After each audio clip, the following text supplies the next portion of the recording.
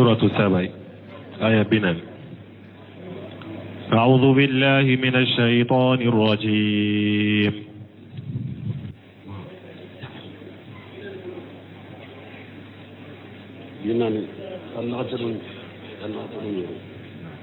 آية بنا ولملا. قل إن ربي يقذف بالحق علام الغيوب. قل ما سألتكم قل ما سألتكم من أجر فهو لكم إن أجري إلا على الله وهو على كل شيء قدير. قل إن ربي يقذف بالحق علام الغيوب. قل جاء الحق وما يبدئ الباطل وما يعيد. قل إن ضللت فإنما أضل على نفسي وإن اهتديت فبما يوحي إلي ربي إنه سميع قريب. بسم الله الرحمن الرحيم والصلاة والسلام على نبينا محمد وعلى آله وأصحابه وسلم تسليما كثيرا. سبحانك لا علم لنا إلا ما علمتنا إنك أنت العليم الحكيم. أستغفر الله الذي لا إله إلا هو الحي القيوم وأتوب إليه. اللهم انفعنا بما علمتنا وعلمنا ما ينفعنا وزدنا علما. بيكاريسو هجريا بكلي أني كمناني أني بناني أني ولون فلا شهر المحرم نيني هجريا سانكالو فلو بسوني ومغاني دورناي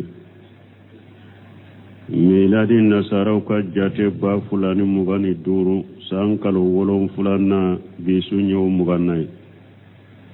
أمبي دورا بوم مسجد رجاق وامبو كنو.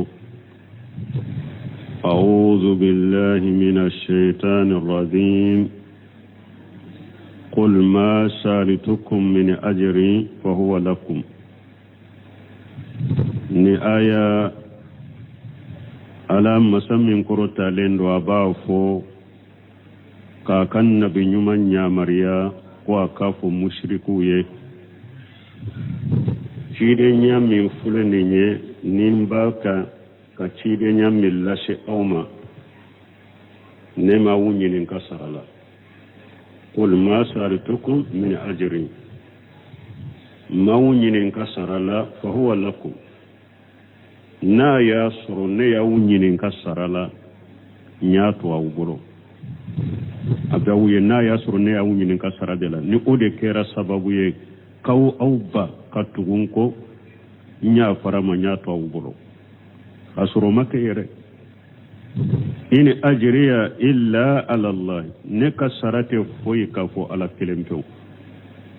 wa huwa ala kulli shay'in shahid. ala de fembe sere ni aya tawsiri la folo yaqulu ta'ala bunkasiru ko yaqulu ta'ala amira rasulahu sallallahu alayhi wa sallam an yaqula lil musrikin. ala ya ko masamin korotalino na baka ciden nyamariya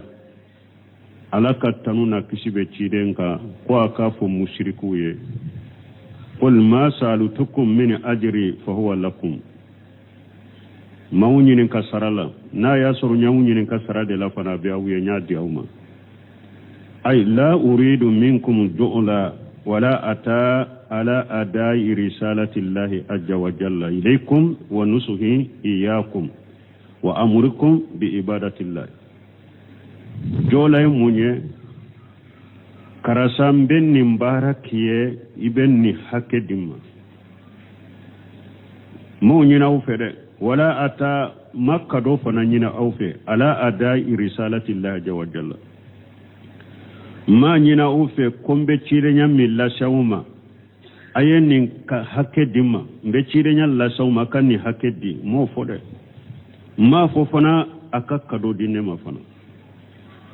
mbake ka cide nyam millase katawuma anin mbake ka konnan jamin kawye anin mbake kawnya mariani ala batoli minye masara nyina ufe makado nyina ufe ini ajriya illa ala allah ne kasarate foy kan ala ta'ala de ben sara ay inma atlubu sawaba zalika min indillah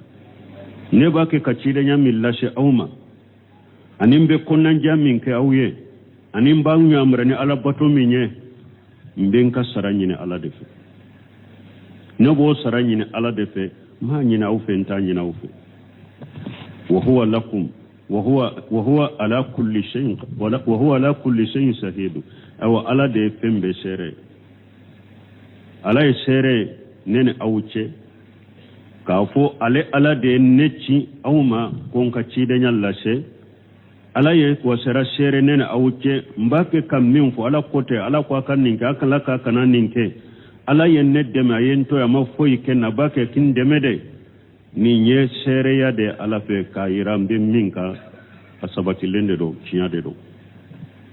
ay alim bi jamil umur bima ana alayhi min ikhbari anhu bi risalihi iyaya ilaykum uma antum alayhi ala sere nena awce ci de nyalla selima ala sere fana abe ko be do nebe minka mbake ka kibambe minka ka kibareli min mfo kabo alafe ka fo ayinci ala be o sere yala ala bodo aw fana be minka ala bodo ko bangalena dugala be bodo sere ni nawuce kinka cide nya sabati ka fo ale ala de yinci parce que bake kindeme na ya suru nye galonde dala si samba sura benne la jaba kin janga katadi me na mo ke abake kinde mede o ye sere de kabo ala fe konne be tiya de ka kele afulana ambe kokola nebe ka kuma fo ka kibariya kibara fo ko ala de yinci ala ba be kalama be ko be kalama aw fana be minka ala ba kalama abe fembe sere yandila ni yebun kasiri ka tawsiri Abdurrahman Saadi tumama ini ayat tawsiri aku wasamma mani'a linnufus akharina linnufus akhara an itibai dai ila lihaq aku kodo be ko minna abeseka ke hada madun dokono mimbu bali nute seka tugu chinyako waye ko jumai wa huwa annahu ya'khudh amwala min almustajibuna lahu iba suratigi bake kanna fulo mina munum bake kajabi abake kanna fulo mina ula wa ya'khudh ujratan ala da'watihi abake kasara mina fana akadawala fabayyana Allah ta'ala ala ya banganye masamin koro talendo aya kacide wanajaha rasulullah sallallahu alaihi wasallam ani haja akwala fule ko de banganye Abdurrahman Saadi akoko do be ko minna be se ka ke sababu ye e ba ke kamugo wele kata cinya minna utamina oye ko jumai na ya soro e ba ke kamugo munun wale ni mogo min tugurai ko ayi jabi iba kan na fulo de minala ikadda wala ibake kan na fulo de minawula obeke sababu e kamugo do to ite tuguko parce que don na fulo bom manduye donc ala ya kacide aya banganye ka kacide sene ya kaboma ka fo cide mbake ka kacide nyalim min lase na fulu bumi mbeke sababu ka mugo dobbali nute tuguko o maye ciden talade na fulu botala ni ba fo de abai ayen na fulu min bila mugo ka uba baki ka sarami min mugola wode yubalu umatuka ko o talade amo ke ala ya sene ya kaboma drama sariye nimfo wala min kanyi dawa kela mogon kala mogo dawa kela mogo kala na doni ka ba ko min kanyi ni ala ye moyen kiye ka balo chogo kiye ibe dawa dawala ibe mogo kala la ibe dina bara la ika beke ala kama ikana sarasi nyini mogo fe ikana nafolo nyini mogo fe abeke ala kama ode kanyi kana saramina nabi nyuma ka tabulo yode nabi nyuma ma saramina mogo sila uyu take ala kama de ko ka saranyina ala de fe ni ala ye balo chogo no ya dawa kala minye doni ke baga minye mogo la kala na minye e fona ka ke ala kama ki ka saranyina ala fe ode kanyi ne na ya soro doni ke baga min fana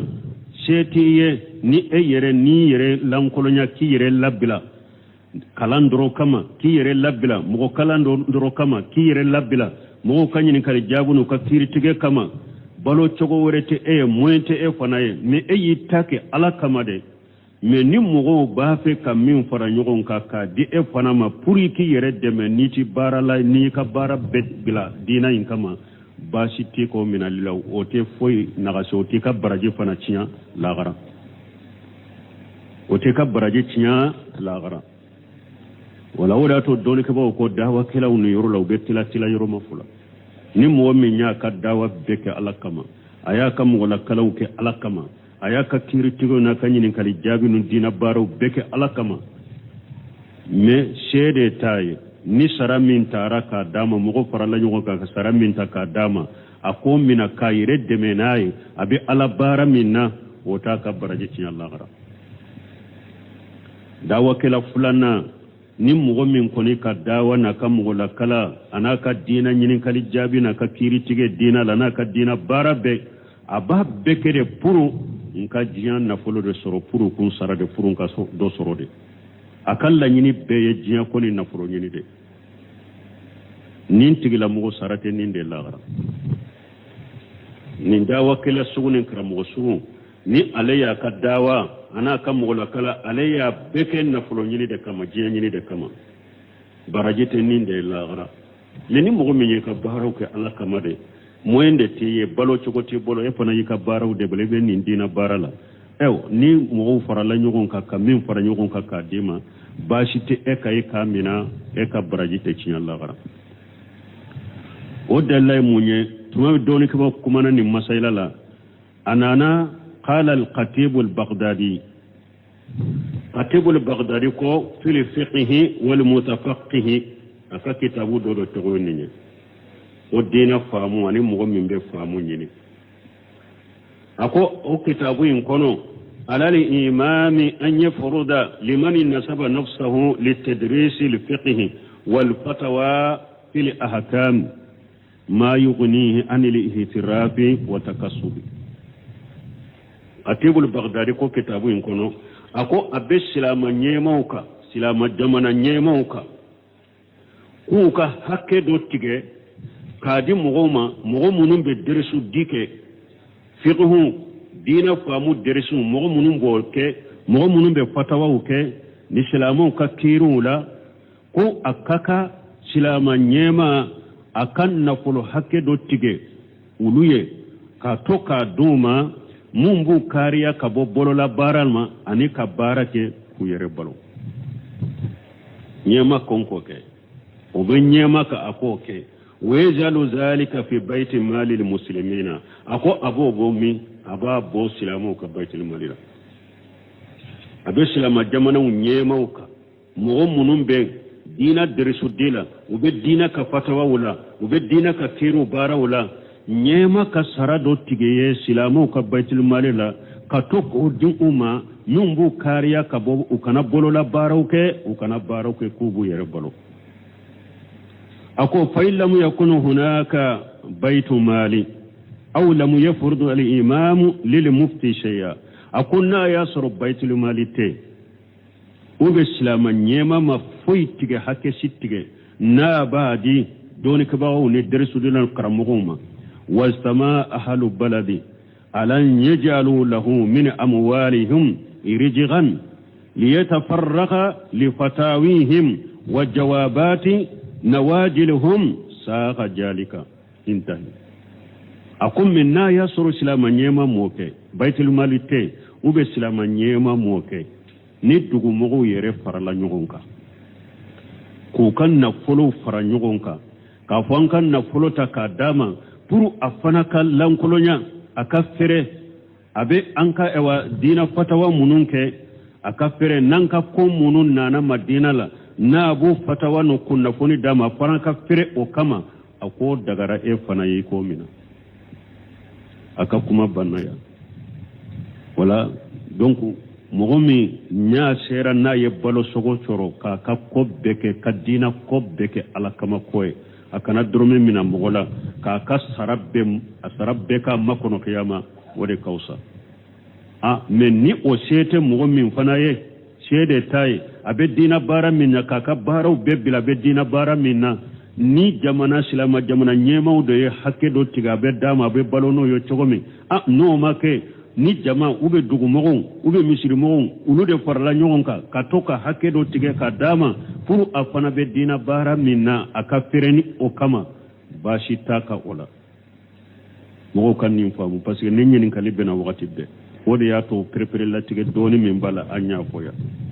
saudi anya fo sinya joliya saudi afulo o tokode la almami be kiritiga be salli wala be deresu dila be abebe sanade fama bolo baitul malila fama babbe sara baitul malila mogo munu almami munu ni doni dila munu ni yere mina bagawudo ubanendo jiyama balo chogobu boro fama be min duma kala do ata sadaqati kadi fantawma adoba atado haramu keshu kono ka haramu demena me fama babbe sarade o ko fe ala ko qul mahamara fuye inna rabbi yaghjifu bil haqqi allamul quyub ntige ala abet nyata ka filingalonka ko dogolen do mbay ala de qul inna rabbi yaghjifu bil haqqi allamul quyub ka qawli ta'ala nimbe ko min ala ko yulqi uruha min amrihi ala man yasha'u min ibadihi ala be akawa hauta kabila mogoka mogomin ye ala ja aka jonna mana ala ba ka cinyata ka di mogoma mogomin ye ala ja allamul quyub ko dogolen don bagay ala de mogomin ni cinyayin kaka ala be cinyata ka o dema mogomin ni cinya kuma kaka ala be cinya kuma inta ka di o tigi dema parce que ala de be ko dogolen do bon kasir ko nimbe ko min ala ko ala ba ka wa hauta abaka hawa hauci na kan nyamaru kanye kabila mogoka mogomin nya jiya aka jonna ay yursilul malaka ila man yasau min ibadihi min ahli al-ard ala be malikiyaci kata aka joma dugu kolo dunkewma aka jonna ka jomminye ala jiya dugu kolo dunkola ala be malikiyaci ma ko ke cidenye wa huwa allamul quyub ala de be ko dogolen do ko dogolen don bagay ala de fala taqfa alayhi qafiyatu fis samawati wala fil ard dogo fen site dogo alala sanka bolon fulala dogo fo site dogo alala dogo fen site dogo alala dogo ma kolon fulala mana ala ba ka cidenya do yoromi abe malika ci mo mimma ka ke cidenye ala bodo ko dogolen don bagay ala de وقوله نعلك قل جاء الحق وما يبدئ الباطل وما يعيد أي جاء الحق من الله وشر العظيم ما مرفوع كوتيانا كبو ألفي أني سريانا كبو ألفي سريان من كبو وجهب الباطل قالون ترى قل ما مرفوع جاء الحق تيانا وما يبدئ الباطل وما يعيد mana galon madamina ate laba mana tiyana na galon tara bunga siriya tawsir ode wajhabal batinu tiyana na tiyamin bora alafe sariya banana kabo alafe wajhabal batinu wajhaqa wadmahala galon tara a tiyana atara pew akon nimbe ko meni ala ko qur'ana kono قول تعالى بل نقذف بالحق على الباطل ونانا آية وركونو على قوالي بيتيانتا كافل غالونكا فيدمقه cinya imbe galoyin kunkolo sembeci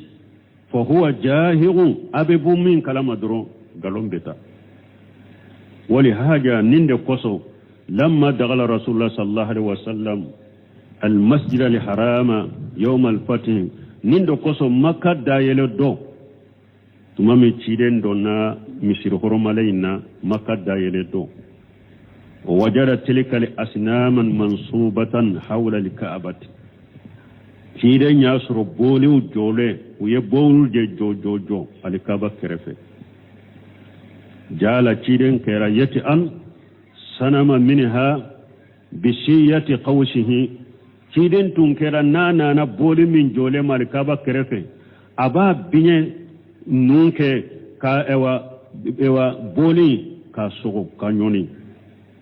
ka kari kaboy wa yaqra'u abi aya kala wa qul jaa al haqq wa jahaqa al batil mamrafu ye ciyana na galon tara innal batila kana jahuga galon ye tafende ni cidenya aka binye kala ke tamanke ka boli min nyoni ka kari abenni aya kala ciyana na galon tara galon tafende qul mahmarafuye jali haqqu ciyana na وما يبدو الباطل وما يعيد أي لم يبقى للباطل مخالة ولا رياسة ولا كلمة وما يبدو الباطل وما يعيد الله ينموني ما نتيا ماتو تيا أماتو ولم يبقى للباطل مخالة كما ماتو تيا بولو ولا رياسة نيما يمسو غالون بولو مانا لم يبقى للباطل مخالة kuma mato galombolo wala iriyasatu nyema ya mato galombolo wala kelimatu kuma simato galombolo galon tara de do o ma yubu de batil o ma yubu korenende ciyana na kuma te galonda nyema ya te galombolo kelimate galonda kelima kele ate galombolo wajama qatadatu wasuddiu anna al murada bil batili ha huna iblis ako qatada tuni suddu yafo ko batilu ni yorola ngalo ni yorola ko ibuli saredo ay innahu la yakhluqu ahada wa la yu'iduhu wa la yaqdiru ala dhalika kullu nyine munye ko ibuli sama mugosida ibuli satese kam mugosi ewa da kisa gichagi koro ichiko korola ibuli satese foila wa qatada sudden ko aye mana inende wa haja wa in kana haqqan bun kasiru ko harin na ya soro ni nyecinya de ibule sama mugosida atesika mugosisa gi choko koro la kida kurai ibule sa tese foila o yecinya de walakin laysa huwa al muradu ha huna me aya illa nyini to oye ni yorola wallahu alam aya illa nyini to oye ni yorola aya illa nyini minye ni yorola cinya nana galon tara kuma mato galomboro o mbalmo cinyani ngalombo o cegodela ni galonya adade cinyana ni gawa cinya na ya dade ngalona ka galonye ka toy galombe fangasoro odela abebo kenema ka fangasoro me ni cinya kumana yoro galon ta toro atesika sabat ni ay galon jensira sabatira dro cinya de makuna cinya tugu de makuna me ni cinya tugu wulila kinya tigu kumana ay galon beta de tangata la tisika sabati abeta wa qawlu qul muhammad afuya nako afuya muhammad indalalitum fa inna ma adillu ala nafsi awa ninne filila ako afo makan kafiruye na yasuru ne bake kam min fawye na yasuru ne filila de ne filin do ne tawuka koy ne ka fili tora ben nyere de ka wa in ahtadaytum na ya suru nebe minka fana mbe kanda sirade ka o fana de do fana fa bima yuha ilayya rabbi nka kandai asabahu mabonyere lade ne nyire tede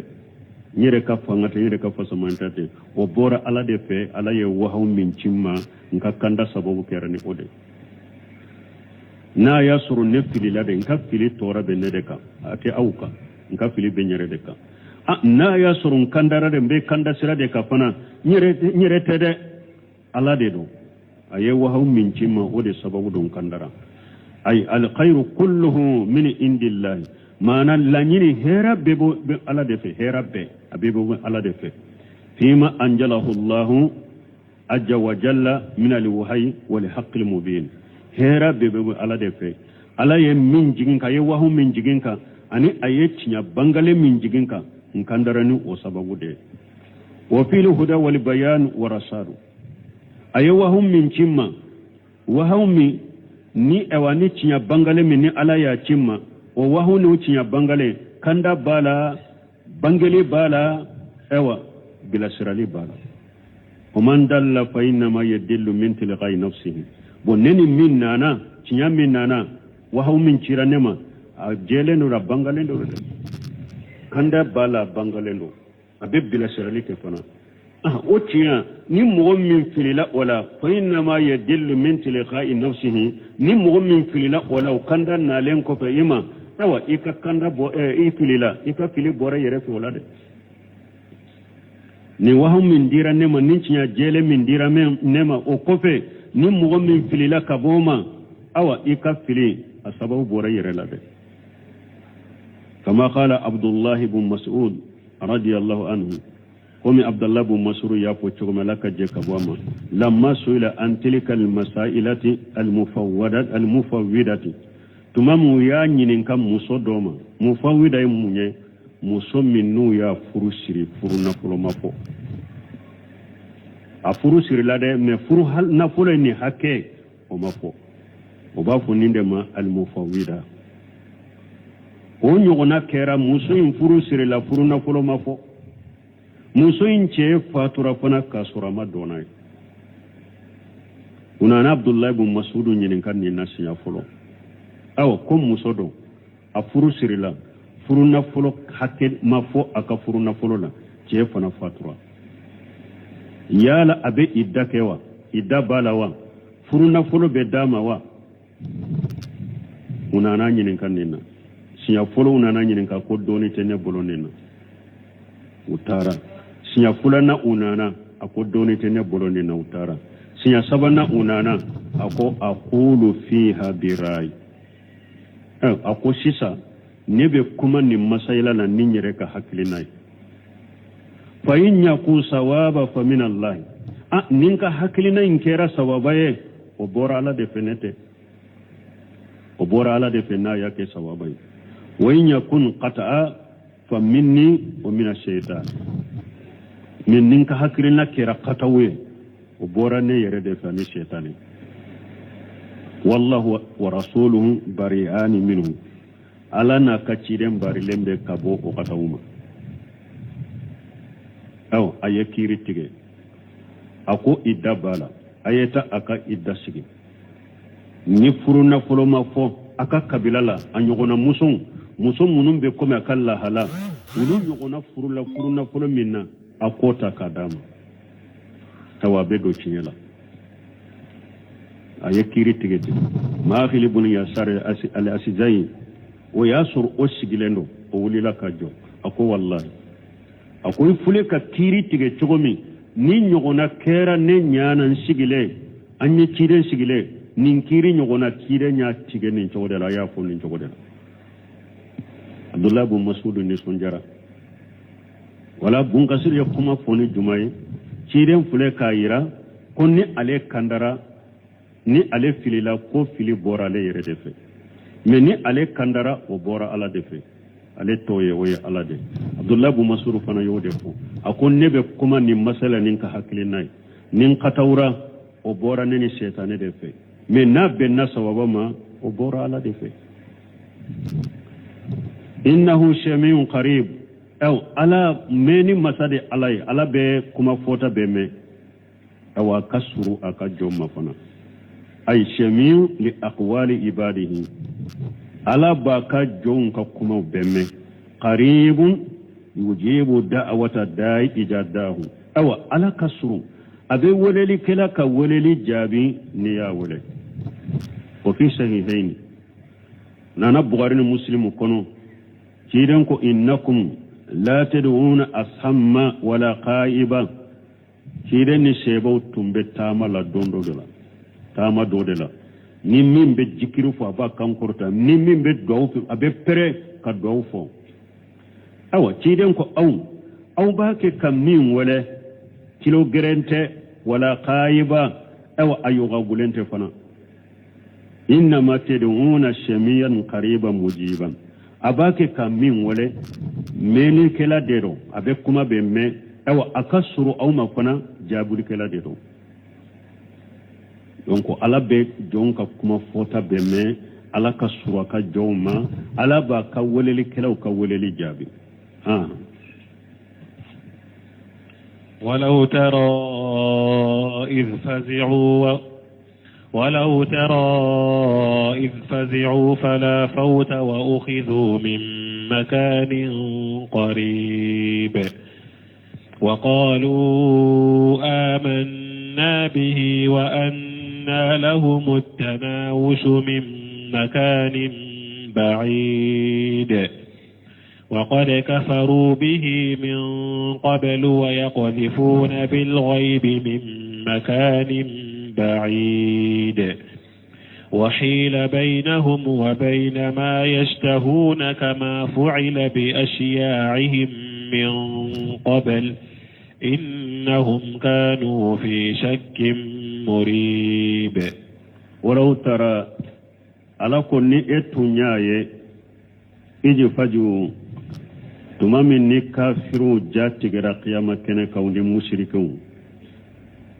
تمامي من بوية قيامة كنا كان قيامة كنا كونا كسرنا فينا كلا جبان تمامي يويه وجاتي غير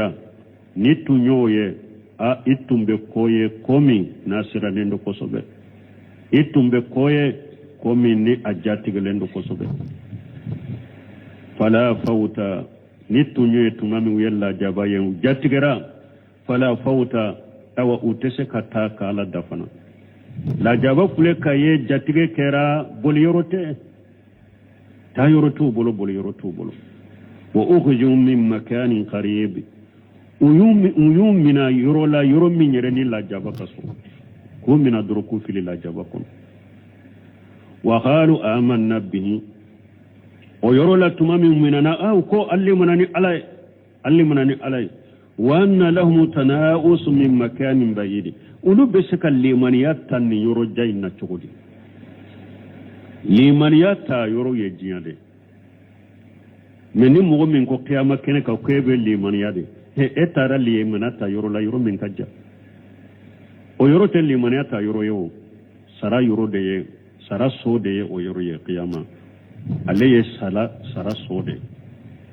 limaniyata yoro nabi nafa bara yoro o ye jiyade ibe limaniyata jiyade kono abin nafa me qiyama ni mo min tara qiyama kene yi jole qiyama ka joroko yera kala jabaw yera e kulli manani alay e yelli manata yoro la yoro mi ni akajja ni limaniyata lite fenna fay wa ghari kafaru bihi min qablu ayasro ulu kafirani alay nindo yinye ويقذفون بالقيب من مكان بعيد وبوك كمان فيلي كود دغولندا كوتو يروجا وهيل بينه وبين ما يستهون اوا ودوناو نوكا كانوا فونجي فيمو فيمبا وبا كانوا قيامه كنكا ودوناو نوكا كانوا فيمبيتشي nimbeseka kella jabala wakati jiyan kono ودوناو نوكا كانوا فيمبيتشي udewu ufurumusawu ukanna folo ukasigiro nyumawu la jaba donna una becce kama fuila bi asiyahum min qablu kumi okera ulu nyogona uma ulu nyechogomi ulu nyogona kafirun ninde kerula tumami la jaba nanuma la jaba ni halakni janga kata donna unuka kanu fembecce ewa kununu fana kera o chogodela innahum ulu kanu fi shakkin murib ulu tumbe qiyama ko shika gelende tumbe ulula nantara bun kasiri tafsir kono yaqulu tabaraka wa taala ako alakum masami ahera kacha kurota lendo walau tara ya muhammad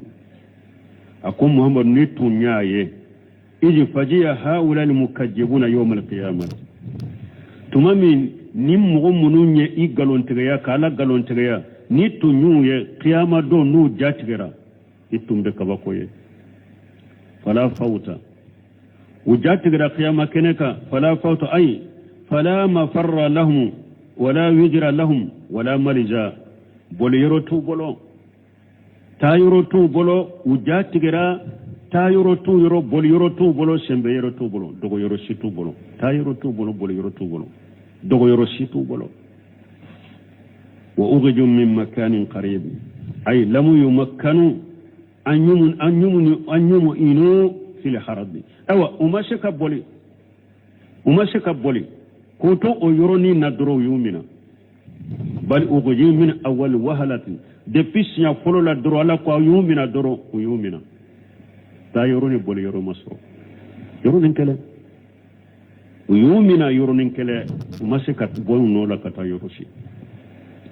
qala adadu min al-ulama min tahti aqdamihim doni ka bawo doko ko y'u minɛ ni u sen fara kɔrɔlaw ye wa qala abdurrahman ibn jayd ya anni qatilahum yawma badri Abdurrahman ibn Jaydi ale kon ni minali min fulen ni kon ni ñu fagali de badri do ni silamaw yu faga wa shahihu me bunkasir ko min ka kene anna li murada bi jalika yawm al qiyamah la ñini ninni ñe qiyamah don de do qiyamah don minani de do wa huwa tamatul ujuma o de ye ko baye halakili ko baye halakili baye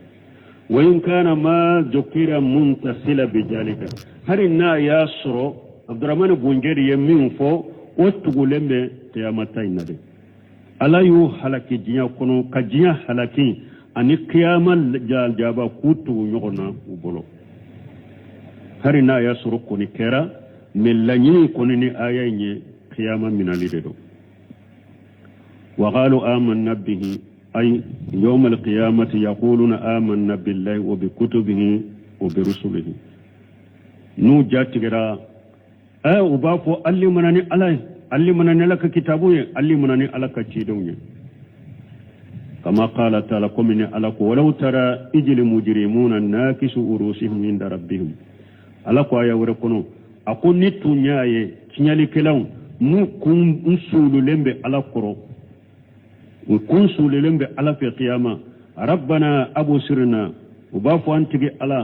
أن يتنيا يده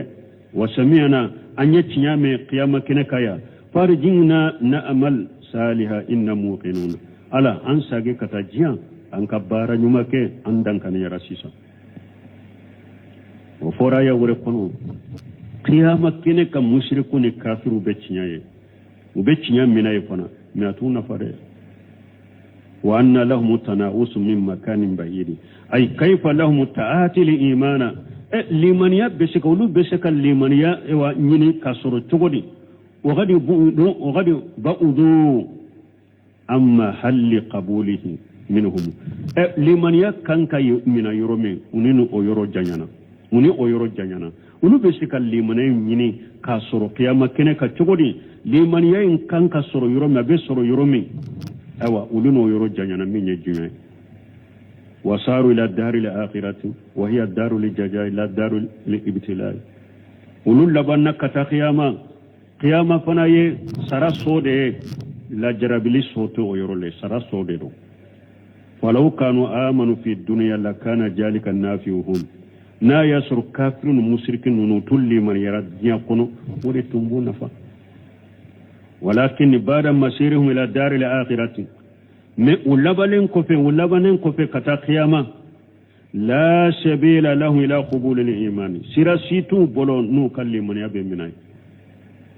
قيامة كنك أو سيراسيتو بولو نو كالي من يبي مناي كما لا سبيل له حصول شيء لمن يتناوله من بعيد أبيكم مغمي إبيا فيندو بفويا إكو إكيتو إنو لا يقوتا ibo soro ha wote suko soro mana nunun fana yelli man ya nyini yoromi uya nyini yoro jammi na te se ka soro abe komi ni esgi lembe yorona tendo be yoro ja ko ebe ka bolo sama kota e ka bolo ta soro fana ebe so kota ibo soro wote soro ewa nunun fana yelli man ya nyini yoro ja komi o chogode qala mujahidu وأن لهم التناوس قال تناول لذلك ما نقول بسك الليمن يتعتقدي تناوس كو تناولي قلوب النيمن يتعتقد ويرولا وقال جهري تناوس تناولهم الإيمان وهم في الآخرة جهري كو تناوس يموني ما الليمن يتعلي كوتو الله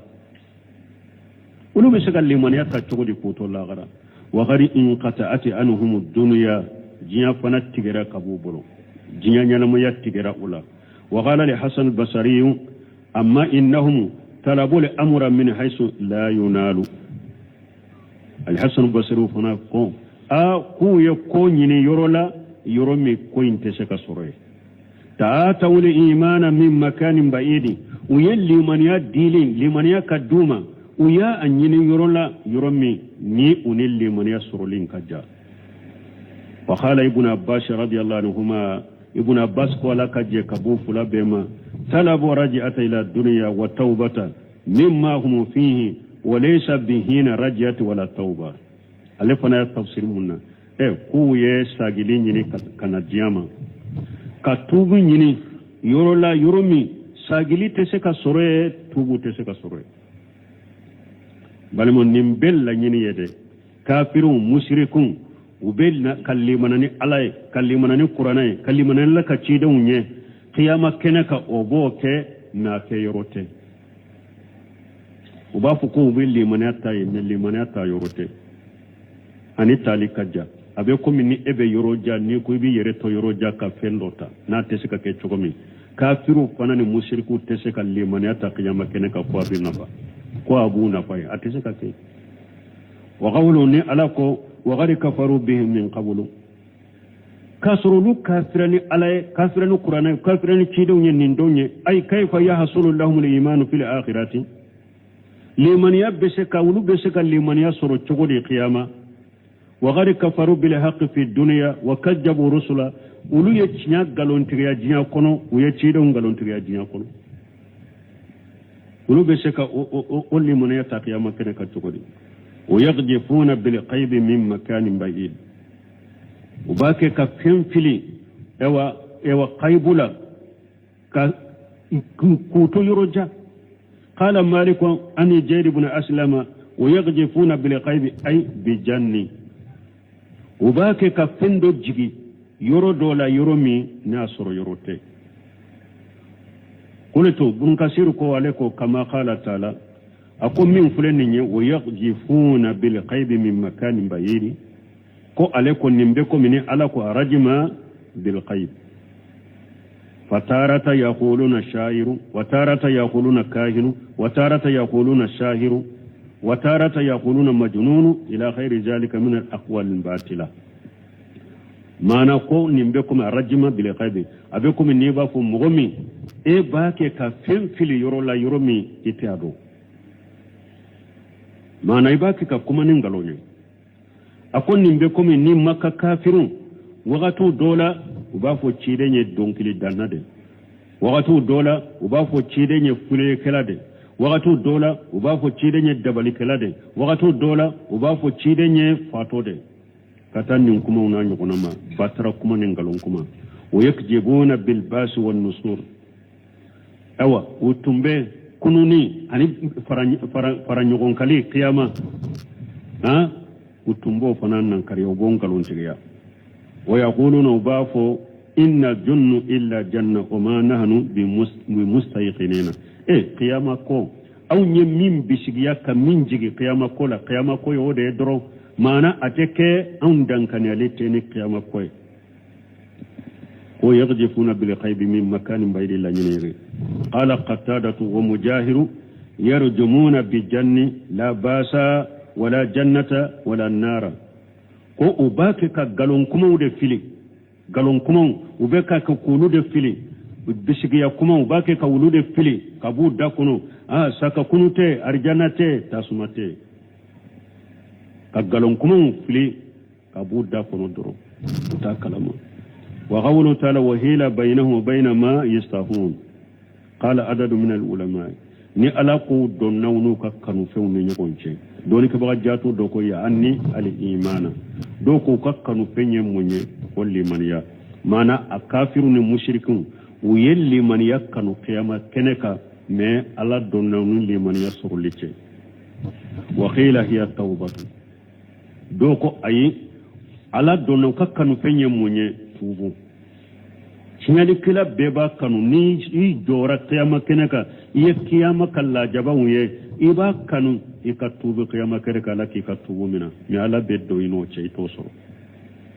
koddo ko tubu wa haja ikhtiyaru ibn jarir rahimahullah ibn jarir alayhi ninde sugantiya ku kakkanu penye munye ni ala donna unu kakkanu fenche ko ye tubu ye ibn jarir yode sugantiya wa hala adadun akharu min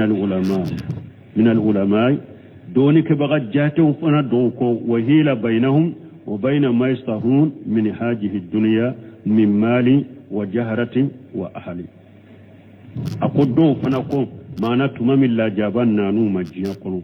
la jabayin donna unu ka jiya kanu feunce min yen na foloye ani jiya mashirin anu ka dembayo la jabad donna inin nimbece wa shahihu annahu la munafata baina qawlain bun kasirkum min ka kenya ko kuma fulaynta nyugo nguri fa innahu qad hila bainahum وبين سهواتهم في الدنيا وبين ما طلبوه في الآخرة ومنعوا منه أقول كما فلان تنيوم آية كما فلان بيتا كافرون مشركون تمام لا جابان نانوما جيان كنو جانغا كتاني لا جابان دونا ونوكا جيان كانوا فيونشي utale la garafana uyemmin yini la garafana hukumantera ofana donni kera uno fana ce kuma fulembe ayabu fulabe to te nyoko nguli wa qawlu kama fuila bi ashiyaihim min qablu na ko komi ninnin kera ulu nyogona ulu nye ay kama jara lil umam al madiyati al mukaddibati bi rusuli komi mantum munun temena ulu nye nu ya ci do ngalon tigaya alaye min ke ulula de ka donu ka kanu feun cede o de nyogona fule ka ken nunu fanala lamma jaahum ba'sullahi tamannaw allahu amanu falam yuqbalu minhum o man to munun temena ulunye nu ya ci do ngalon tigaya tumami alaka la jabana alaka janga kata nanuma uyanata ukake mu'minu ye alamu ummina ye ubeko ni alako aya kuno falamma raw basana qalu amanna billahi wahdahu alako tumamu yenni alaka la jabaye ukallimuna ni alakalem tuwe wa kafarna bima kunna bihi musrikina aw antum bi munun fara alaka an kafirana beye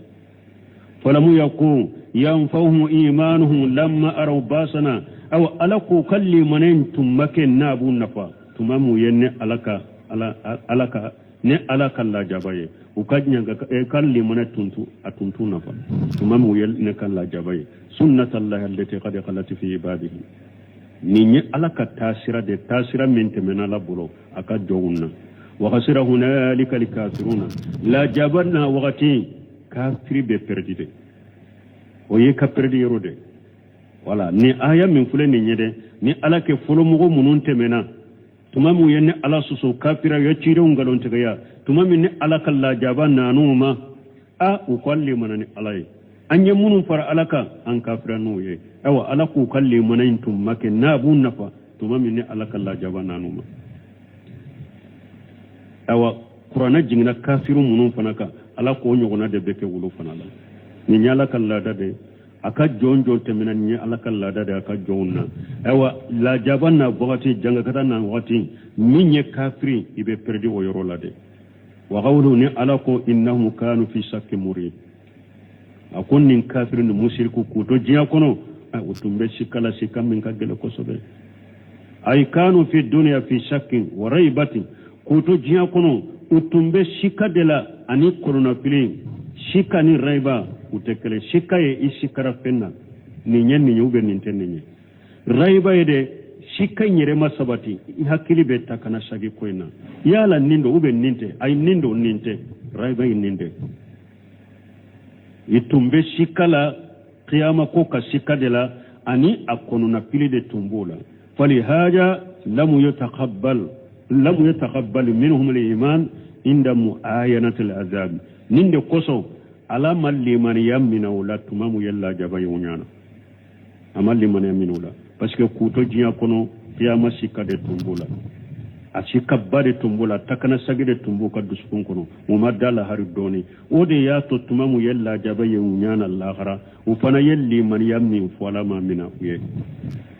ala kan sikantanga واتي سير يا سبحانك اللهم ربنا بحمدك اشهد ان لا اله الا انت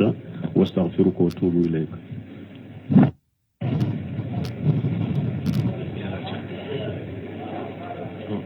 سورة السبع آية بنان. أعوذ بالله من الشيطان الرجيم.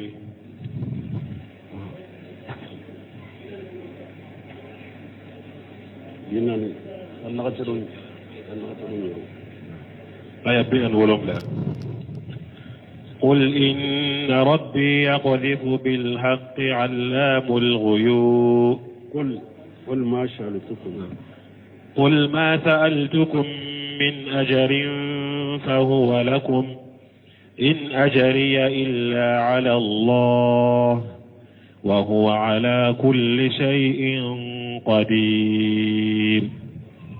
قل إن ربي يقذف بالحق علام الغيوب. قل جاء الحق وما يبدئ الباطل وما يعيد. قل إن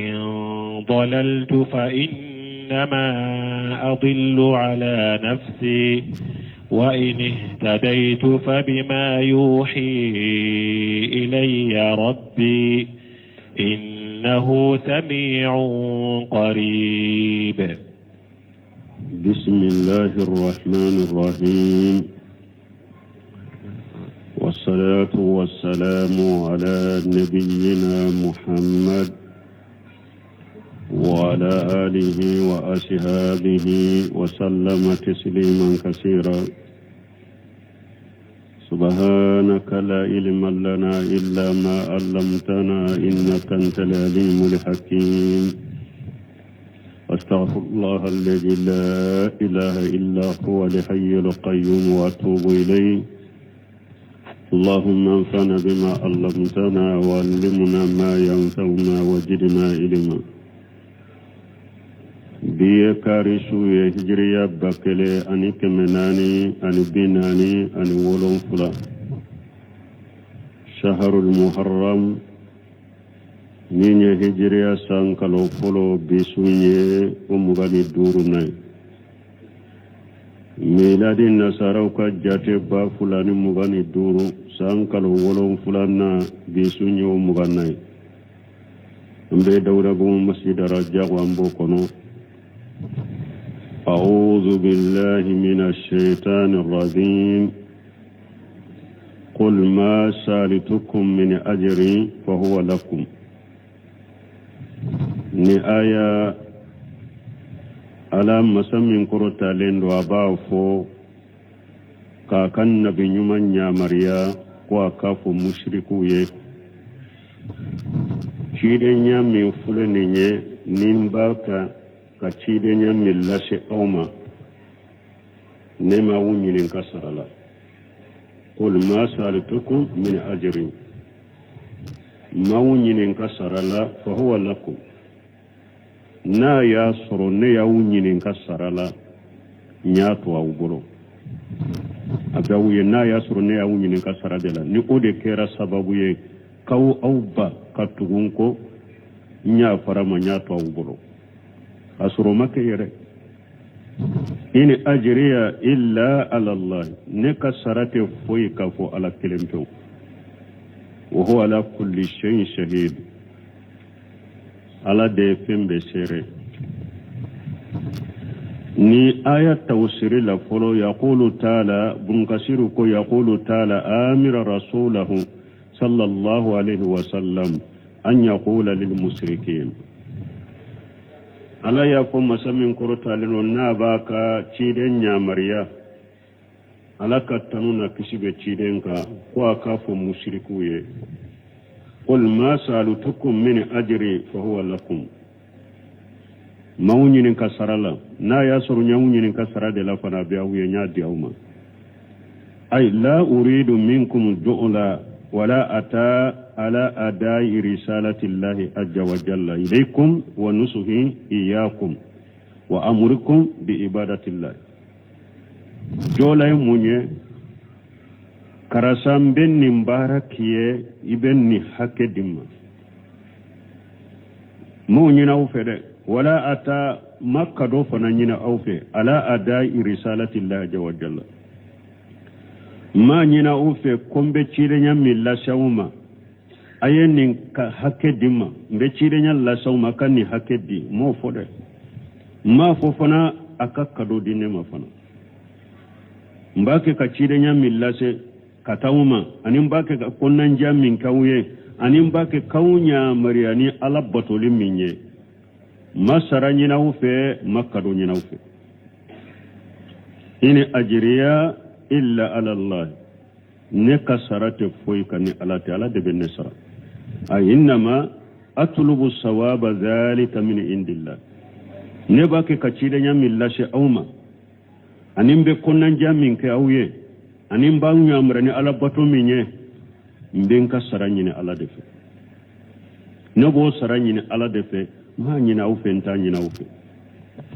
wa huwa lakum wa huwa ala kulli shay'in wa huwa ala kulli shay'in shahid aw ala de fembe sere ala sere nene awuce ka fo ale ala de necci awma kon ka ci de nyalla se ala ye wasara sere nene awuce mbake kam min fo ala kote ala ko kan ninke akala ka kana ninke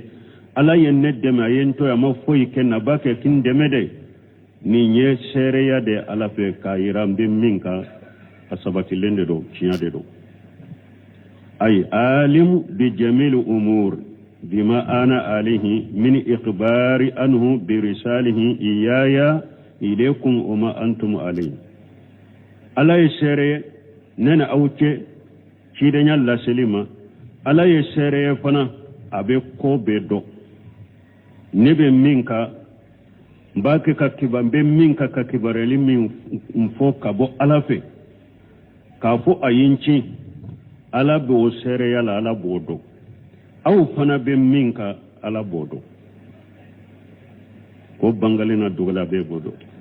sere ni nawuce kinka cide nya sabati ka fo ale ala de yinci parce que bake kindeme na ya suru nye galonde dala si samba sura benne la jaba kinjanga katadi me na mo ke abake kindeme de o ye sere de kabo ala fe konne be tiya de ka kele afulana ambe kokola nebe ka kuma fo ka kibariya kibara fo ko ala de yinci ala ba be kalama be ko be kalama aw fana be minka ala ba kalama abe fembe sere yalila ni yebun kasiri ka tawsiri